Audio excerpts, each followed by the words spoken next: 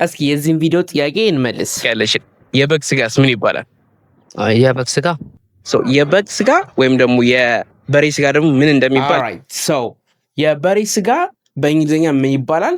ቢፍ ብለን እንጠራለን። ቢፍ ኢኢኤፍ ቢፍ ይባላል።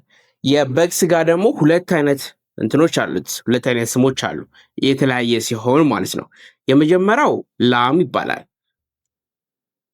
ላም በአማርኛው ላም ሳይሆን የኛው ላም የበግ ስጋ ነው። ምን አይነት የበግ ስጋ?